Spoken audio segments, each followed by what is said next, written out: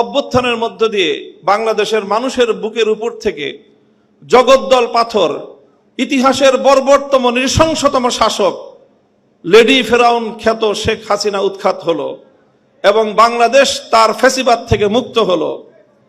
ঠিক 5ই আগস্টের একদিন পরে বেগম জিয়াকে হাসপাতালে দেখতে যাওয়ার সুযোগ আমার হলো এবং সেখানে ডক্টর জাহিদ সাহেবের বদান্যতায় দীর্ঘ সময় একান্ত সাক্ষাতে ওনার সঙ্গে কথা বলার সুযোগ হলো।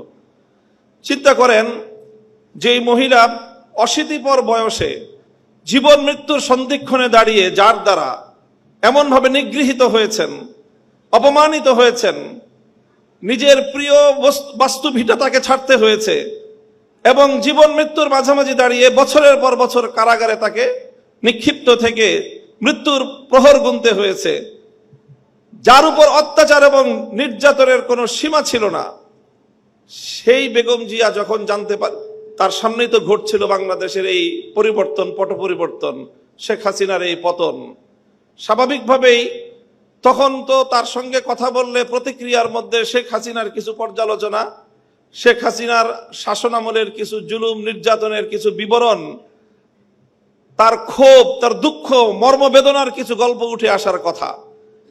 আমি বিস্ময়াভিভূত হলাম। তার সঙ্গে প্রায় আধা ঘন্টার মতো আমার কথা হলো। তিনি আধা ঘন্টার মধ্যে একবারও শেখ হাসিনার নাম উচ্চারণ করেননি। তিনি পূর্ণ সময়টায় দুটি কথা বলেছেন। একটা হলো আমার মরহুম বাবা শাইখুল হাদিস সাহেবের সঙ্গে তার রাজনীতির কিছু স্মৃতিচারণ তিনি করলেন এবং আমাকে সেজন্য অভিনন্দন জানালেন। আর দ্বিতীয় আরেকটি কথাই তিনি বারবার বললেন। তিনি বললেন যে আপনাদের কথা মানুষ শুনে, আপনারা মানুষকে গিয়ে বলেন, দেশের জনগণকে গিয়ে বলেন, কেউ যেন দেশের সম্পদ নষ্ট না করে।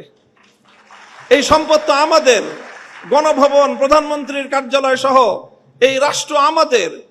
মানুষকে শুধু একটা কথা বলেন, যেন কেউ এই রাষ্ট্রের কোনো সম্পদ নষ্ট না করে। আমি অভিভূত হলাম যে এই পরিস্থিতিতে একজন মানুষ, তার কিন্তু নিজের অতীত জীবনের দুঃখ কষ্ট নিয়ে কোনো ইতিহাস তার মনে নেই, তার শুধু মনে দেশপ্রেম, মানুষের ভালোবাসা, দেশের সম্পদের ভালোবাসা, দেশটা যেন এগিয়ে যেতে পারে। আমি মনে করি যারা জাতীয়তাবাদী রাজনীতি করেন, জাতীয়তাবাদী দলের, আপনাদের সকলের আপনাদের নেত্রী থেকে এই দেশপ্রেমের শিক্ষা গ্রহণ করা উচিত এবং সেভাবেই দেশকে ভালোবেসে দেশকে গঠন করার জন্য আত্মনিয়োগ করা উচিত।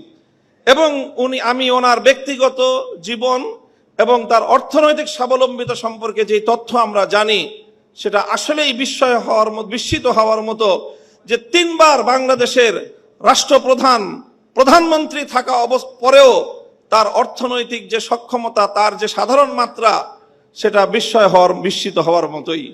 কাজেই সেই চেতনা থেকে, সেই প্রেরণার দ্বারা আপনারা রাজনীতি করবেন, এটা জাতীয়তাবাদী ছাত্র দলের সকল নেতাকর্মীর প্রতি আমার উদাত্ত আহ্বান থাকবে। দ্বিতীয় আরেকটি কথা আমি বেগম জিয়ার উদ্ধৃতিতে আজকের এই মঞ্চে আমি উচ্চারণ করতে চাই। দেখেন, দীর্ঘ একটা সময় একসঙ্গে আমরা যুগপৎ রাজনীতি করেছি, জোটবদ্ধ রাজনীতি করেছি, আন্দোলন করেছি, সরকার গঠন করেছি। আমি একটি ঐতিহ্যবাহী রাজনৈতিক, ধর্মীয় রাজনৈতিক পরিবারের সন্তান। আমাদের রাজনীতির মুখ্য উদ্দেশ্য হলো আল্লাহর জমিনে আল্লাহর দ্বীন প্রতিষ্ঠিত করা, আল্লাহর জমিনে খেলাফত ব্যবস্থা কায়েম করা। এটাই হলো আমার রাজনীতির মূল দর্শন। তবে আপনারা যেই রাজনীতি করেন, সেই রাজনীতির সাথে আমাদের রাজনীতির কিছুটা পার্থক্য আছে। সেই পার্থক্যের জায়গাটুকুও বুঝতে হবে এবং সেখান থেকে আপনাদের দায়িত্ব এবং ভূমিকার কথাও আমি বলছি, আমার বক্তব্য দিয়ে নয়, বরং আপনার নেত্রীর উদ্ধৃতি দিয়ে। বেগম জিয়া আমাদেরকে বলেছেন অনেক সময় যে দেখেন হুজুর, আমরা ইসলাম প্রতিষ্ঠার রাজনীতি আমরা করি না, তবে আমাদের পরিষ্কার অবস্থান হলো এই যে আপনারা যদি ইসলাম প্রতিষ্ঠা করবার জন্য দেশে রাজনৈতিকভাবে সামনে অগ্রসর হয়ে যেতে পারেন, আমাদের বিএনপির পক্ষ থেকে সহযোগিতা পাবেন, বিরোধিতা পাবেন না। এই যে আজকে হাবিবুন নবী খান সোহেল ভাই যে কথাটা বললেন, অনেকেই বিএনপি এবং আওয়ামী লীগকে এক পাল্লায় পরিমাপ করে। আমি মনে করি এটা অনেক বড় অবিচার। আওয়ামী লীগও ইসলামিক রাজনৈতিক সংগঠন নয়, বিএনপিও ইসলামিক রাজনৈতিক সংগঠন নয়, তবে এই দুটির মধ্যে ঐতিহাসিক অনেক ব্যবধান রয়েছে। সেই ব্যবধানটার কথা আমি আরেকটা উদ্ধৃতি দিয়ে একটু স্মরণ করিয়ে দিতে চাই।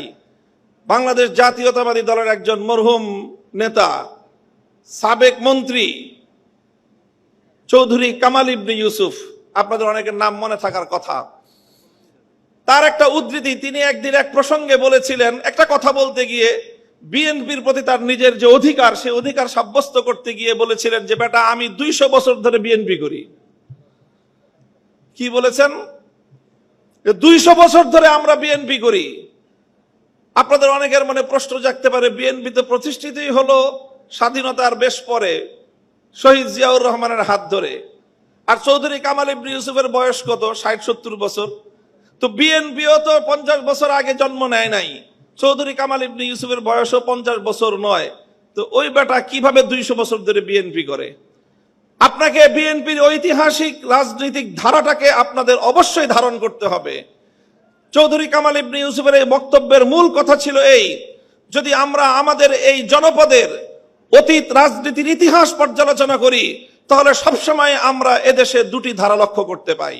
সেই অবিভক্ত ব্রিটিশ আমল থেকে যখন ঢাকা বিশ্ববিদ্যালয় প্রতিষ্ঠার ঘোষণা এসেছিল, যখন ঢাকাকে কেন্দ্র করে পূর্ববঙ্গের উত্থানের ঘোষণা এসেছিল, যখন মুসলিম জাতিসত্তা প্রতিষ্ঠার ঘোষণা এসেছিল, তখন এই বঙ্গ অঞ্চল থেকে কিছু মানুষ তারা ঢাকা বিশ্ববিদ্যালয় প্রতিষ্ঠার বিরোধিতা করেছিল। তারা ঢাকাকে কেন্দ্র করে পূর্ববঙ্গের উত্থানকে ঠেকিয়ে দিতে চেয়েছিল, যারা মুসলিম জাতিসত্তার বিরোধী ছিল। এই ঐতিহাসিক ধারা সেই ব্রিটিশ আমল থেকে চলে এসেছে।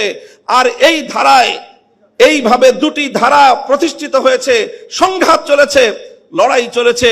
একটি ধারা ছিল পূর্ববঙ্গ কেন্দ্রিক এই বাংলাদেশি জাতীয়তাবাদ তথা মুসলিম জাতীয়তাবাদের, মুসলিম জাতিসত্তা গঠনের যে ঐতিহাসিক ধারা, এই ধারার যারা রাজনীতি করে জাতীয়তাবাদী দল বিএনপি সেই ধারারই প্রতিনিধিত্ব করে।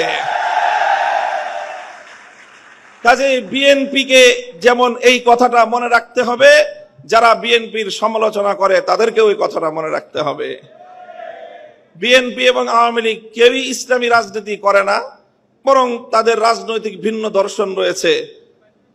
ঠিক যেমনি ভাবে আবু জাহাল আর আবু তালেব কেউই কিন্তু ইসলামের পথের অনুসারী ছিলেন না, কিন্তু কেউ যদি আবু তালেব আর আবু জাহেলকে এক পাল্লায় মাপে, তার চেয়ে বড় জালিম আর কেউ হতে পারে না।